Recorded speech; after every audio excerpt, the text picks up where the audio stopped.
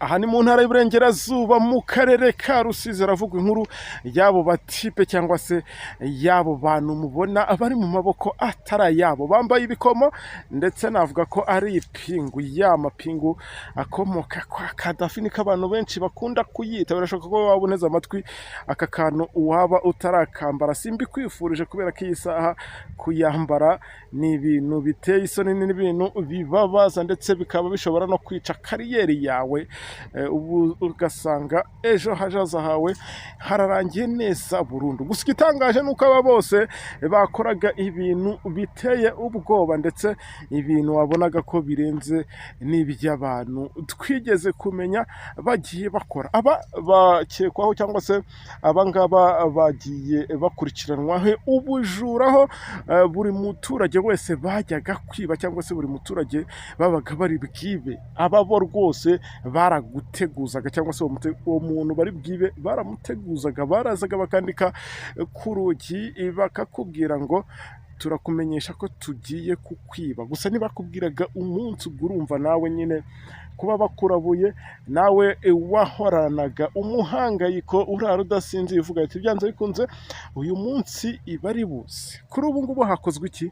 Ntega amatwi byose ngende mbikugezaho ugende usobanukirwa no muri uyu murenge. Nizere ko turaza kugirana ku musozo w'inkuru tukiri kumwe ukaza gusobanukirwa neza amabi abangaba bakoraga nyuma y'uko banditse ku rugi rw'umuntu ngo bamuteguza ko baraza kumwiba, bikaza no kurangira koko banamwibye, aho umuntu yakangukaga agasanga inzu irera asigaye uko yavutse. Ubwo niba hari uwiraraga akarara yambaye ubusa nk'uko bamwe bakunda kuvuga ngo twebwe turara tubunuje, ubwo nyine wabyukaga ubona uri aho ngaho n'amashuka bayazinze bayajyanye. Murumva ko ni ibintu biba bitoroshye habe na gato. Nizere ko turaza kugirana ku musozo w'inkuru tukiri kumwe, ariko kandi reka mbwire na wa wundi ukigera kuri uyu muyoboro wa YouTube channel aribwo bwa mbere akaba turakora kuri iryo jambo ryanditseho subscribe, narikoreho kurikoraho n'ubuntu kuko niyo nkunga baduhaye. Rifungure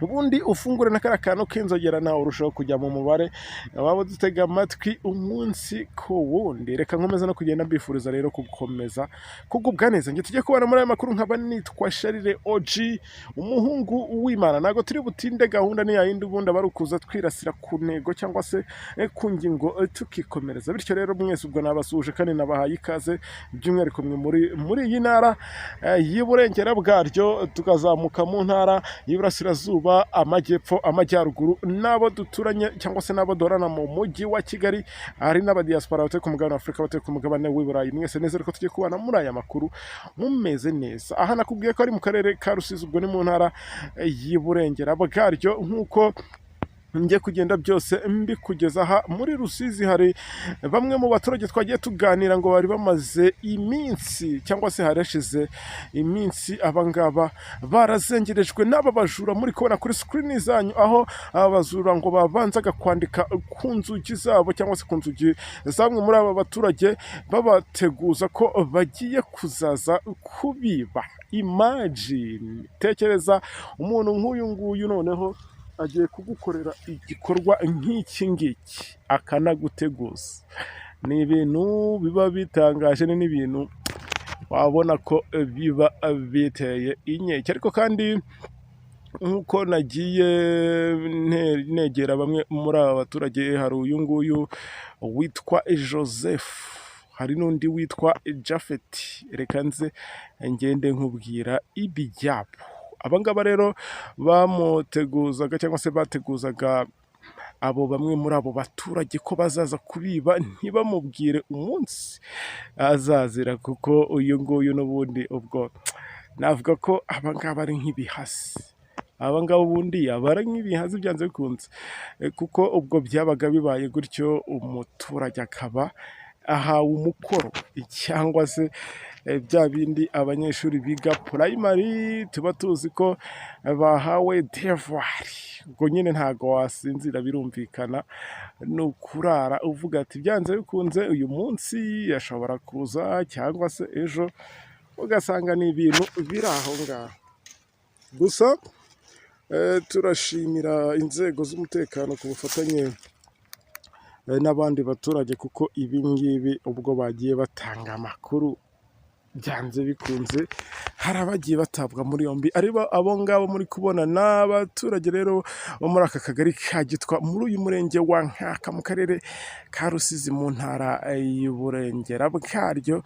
Nk'uko twagiye tuganira nabo, bagiye bavuga ko kuri ubu ngubu aba bajura bagiye batabwa muri yombi, gusa aba bajura bagenda bavuga ko byanze bikunze ngo hari n'abandi bagomba kugenda bafatwa, ngo atari abangaba gusa abaturage bo bishimira ubufatanye bw'inzego z'ubuyobozi bw'ibanze n'inzego z'umutekano zaciye cyangwa se zagiye zita muri yombi abangaba. Ubwo iki twavuga ko ari icyizere byibuze cyerekana ko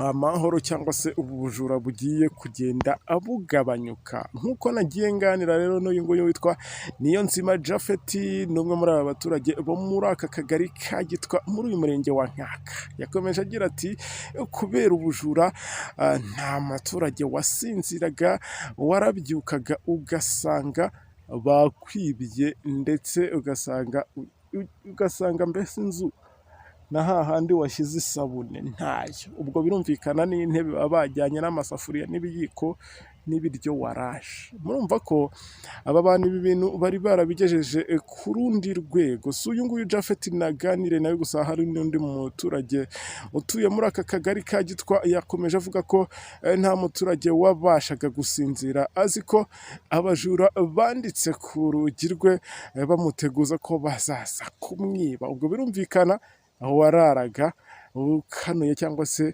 ureba uri maso uvuga ati ibyanze bikunze ushobora kugoheka ugasanga abajura baraza. Komeza agira ati abajura bandikaga ku nzugi bateguza ko bazakwiba cyangwa se baguteguza ko bazakwiba, buri wese akarara yiteguye ko muri iryo joro bashobora kumugeraho. Ariko kuri ubu ngubu kuva polisi ndetse n'ubuyobozi bw'inzego z'ibanze bwabigiyemo, ngira ngo hari benshi muri kugenda mubona bagiye bafatwa.